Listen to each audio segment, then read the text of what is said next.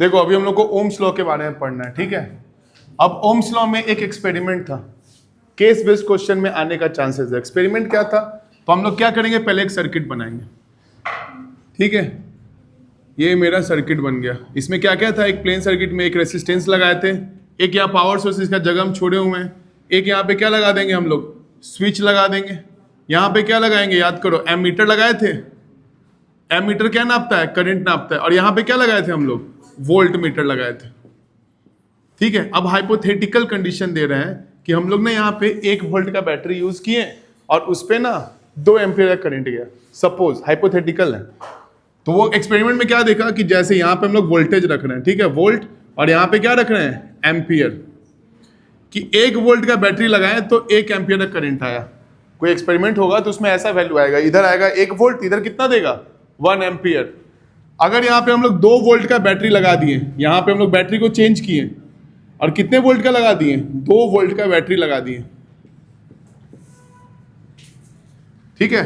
तो यहाँ पे हम लोग करंट भी कितना देख रहे हैं कि 2 एम्पियर हो गया, ठीक है। हम लोग वोल्टेज को डबल किए तो मेरा करंट भी कितना हो गया, डबल हो गया। अगर यहाँ पे हम लोग 3 वोल्ट करेंगे तो करंट कितना हो जाएगा, 3 एम्पियर। अगर यहाँ पे 0.5 वोल्ट करेंगे, वोल्टेज को घटाएं तो करंट भी कितना हो जाएगा, 0.5 एम्पियर। यानी कि जो रेशियो शुरुआत में था वही रेशियो क्या हो रहा है, हर बार आ रहा है, ठीक है। तो ये एक्सपेरिमेंट में क्या देखा गया कि जितना ज्यादा हम लोग पोटेंशियल बढ़ा रहे हैं उतना ही क्या हो रहा है, करंट भी उसी रेट से बढ़ रहा है, ठीक है। उसी रेट से क्या हो रहा है, मेरा करंट भी इंक्रीज कर रहा है। तो यहां से एक रिलेशन डिड्यूस हुआ कि potential is directly proportional to current, भी डायरेक्टली प्रोपोर्शनल टू आई, ठीक है। जैसे जैसे हम लोग पोटेंशियल को बढ़ाएंगे, ये डायरेक्ट रिलेशन है। डायरेक्ट रिलेशन क्या होता है, एक क्वांटिटी बढ़ेगा दूसरा भी बढ़ेगा, उसको हम लोग क्या बोलते हैं, डायरेक्ट रिलेशन या डायरेक्ट प्रोपोर्शन, ठीक है। तो भी को बढ़ाएं तो क्या बढ़ गया मेरा सर्किट में, आई बढ़ गया। देखना वो स्टेबलाइजर को हम लोग ऐंठते हैं, वोल्टेज बढ़ाते हैं तो क्या होता है, बल्ब तेज जलने लगता है। क्यों, क्योंकि हम लोग सर्किट में क्या बढ़ा दिए, करंट। और यही चीज क्या करता है, स्टेबलाइजर करता है, पोटेंशियल को हम लोग बढ़ाते या घटाते हैं। हाँ,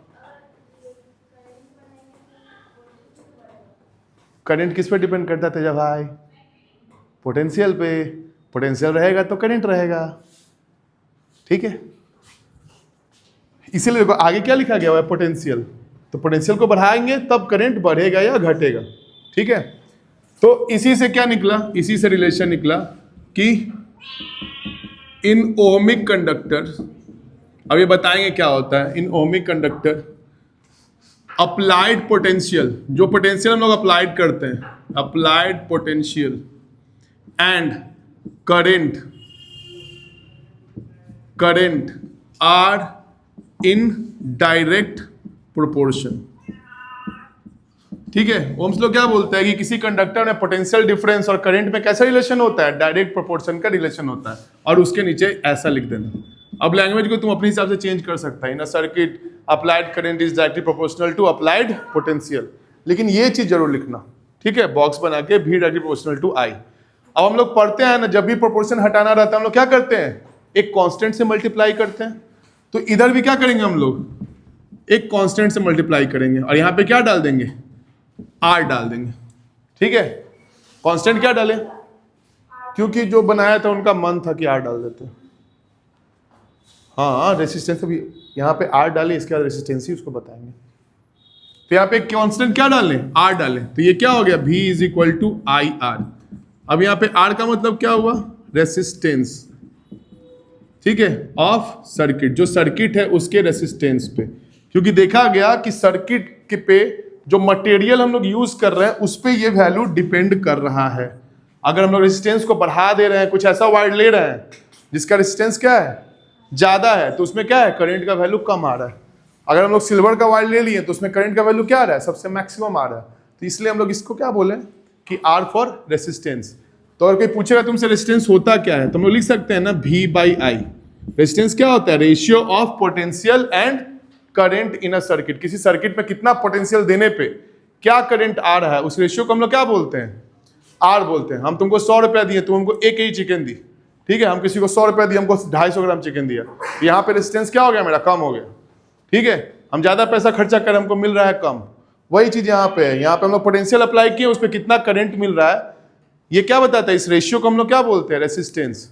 resistance is equal to V by I. किसी सर्किट में कितना पोटेंशियल है और उस पर कितना करंट आ रहा है, उस रेशियो को हम लोग क्या बोलते हैं, रेसिस्टेंस बोलते हैं। तो ये क्या हो जाएगा, it is ratio of potential in a circuit and current. ठीक है, एक सर्किट में कितना पोटेंशियल है और कितना करंट है, उसकी रेशियो को हम लोग क्या बोलते हैं, रेसिस्टेंस बोलते हैं। कोई परेशानी इसमें? अब इसको आगे हम लोग देखेंगे रेसिस्टेंस को। ओम्स लॉ में कोई दिक्कत है? अब आता है किसका ग्राफ, रेजिस्टेंस इसके बाद पढ़ेंगे। इसका ग्राफ कैसा बनेगा, देखो हम लोग 9th में ग्राफ ड्रॉ करना सीखे थे। अगर x और y का वैल्यू सेम रहता है, अगर x और y का वैल्यू सेम रहता है तो क्या बनता है, स्ट्रेट लाइन बनता है पासिंग थ्रू ओरिजिन। अगर डायरेक्ट प्रोपोर्शनल ग्राफ है तो मान लो हम लोग 0 वोल्ट दिए तो करंट भी कितना होगा, 0 एम्पियर होगा कि नहीं होगा। यानी कि सर्किट में मेरा ग्राफ कैसा बनेगा, ठीक है, यहां पे हम लोग भी लिए और यहां पे आई भी आई ग्राफ। ठीक है, ये ओरिजिन से स्टार्ट होगा और एक स्ट्रेट लाइन होगा कि नहीं होगा। ओरिजिन से स्टार्ट होगा और क्या बनेगा, स्ट्रेट लाइन बनेगा। तो जिसका भी स्ट्रेट लाइन बनेगा मतलब क्या, ये ओम्स लॉ को फॉलो कर रहा है, ये ओम्स लॉ का ग्राफ है। याद रहेगा ये किसका ग्राफ है, ओम्स लॉ का ग्राफ है। और ये जो स्लोप आ रहा है, इस स्लोप को हम लोग क्या बोलेंगे, रेसिस्टेंस। ठीक है, स्लोप का मतलब y बाई एक्स। किसी भी स्लोप का मतलब क्या होता है, किसी भी ग्राफ के y को उसके x से भाग लगा दो। अब इस ग्राफ का y क्या है, i है कि नहीं है। देखो हम लोग किसी भी ग्राफ का स्लोप निकालते हैं, स्लोप क्या होता है, y बाई एक्स। स्लोप क्या होता है मेरा, y बाई एक्स। तो अगर हमको रेसिस्टेंस निकालना है, भी आई है, अगर हमको रेसिस्टेंस निकालना है तो हम लोग क्या करेंगे, यहाँ पे y का वैल्यू डिवाइडेड बाई i का वैल्यू। तो यहाँ पे क्या आ गया, resistance is equal to v by I. अब यहाँ से क्रॉस कर दो, v इज इक्वल टू क्या आ गया, आई आर। तो हम लोग को याद रखना है कि वी आई ग्राफ में क्या हो जाएगा, जो स्लोप होता है मेरा वो क्या देता है, रेसिस्टेंस देता है। कोई परेशानी है इसमें। स्लोप का वैल्यू क्या होता है, y बाई एक्स। अगर मान लो कभी थीटा दे दे, एंगल दे दे, ठीक है, तो याद करो y by x perpendicular by base कौन सा वैल्यू होता है, tan थीटा होता है। tan थीटा का वैल्यू क्या होता है, परपेंडिकुलर बाई बेस। तो हम लोग स्लोप को ही क्या बोलते हैं, tan थीटा भी बोलते हैं। ये याद रखना, कभी कोई पूछ दे कि स्लोप ऑफ द ग्राफ क्या होता है, तो y divided by x perpendicular divided by base या फिर tan थीटा। कोई परेशानी इसमें। ग्राफ कैसा होगा, भी आई ग्राफ होगा। ठीक है, तो ये था ओम्स लॉ। अब आता है कि अगर मान लीजिए ग्राफ मेरा ऐसा नहीं आया तब क्या होगा। ठीक है, सपोज कि अगर ऐसा ग्राफ नहीं आया, यहां पे दिख रहा है, अगर मेरा ग्राफ इस तरह का आया तब ये कौन सा लॉ फॉलो करेगा। तो कुछ ऐसा मटेरियल होता है जो क्या करता है, ओम्स लॉ को फॉलो नहीं करता है। मतलब क्या, उसमें हम लोग पोटेंशियल बढ़ाएंगे तो उस लेवल में करंट नहीं बढ़ता है। वैसे कंडक्टर्स को हम लोग क्या बोलते हैं, ये किसका ग्राफ है, नॉन ओहमिक कंडक्टर्स का। ये वैसे सब्सटेंस है, वो ये वैसा मटेरियल है जो ओम्स लॉ को फॉलो नहीं करता। इसमें लोग पोटेंशियल बढ़ाएंगे तो उसी रेशियो में क्या होगा, करंट नहीं बढ़ेगा। जैसे कि टॉर्च का लाइट ऑफ टॉर्च,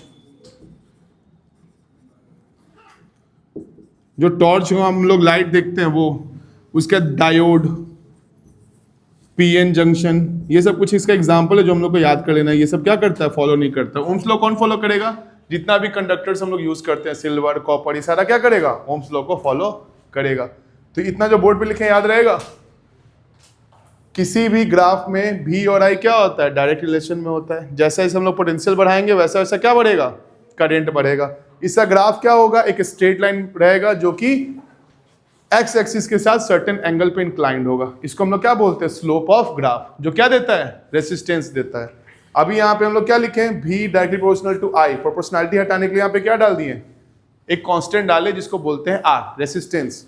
रेसिस्टेंस क्या आ गया, it is ratio of potential in a circuit and current. किसी भी सर्किट में पोटेंशियल कितना है और करंट कितना है वो क्या देता है हम लोग को, उस सर्किट का रेसिस्टेंस बताता है। नॉन ओमिक कंडक्टर क्या होता है, वैसा कंडक्टर जो ओम्स लॉ को फॉलो नहीं करता, यानी कि जिसका ग्राफ कैसा बनेगा, ऐसा कर्व बन जाएगा, स्ट्रेट लाइन नहीं बनेगा। उसको हम लोग क्या बोलेंगे कि वो ओम्स लॉ को फॉलो नहीं कर रहा है। कोई परेशानी, चलो नोट करो इसको।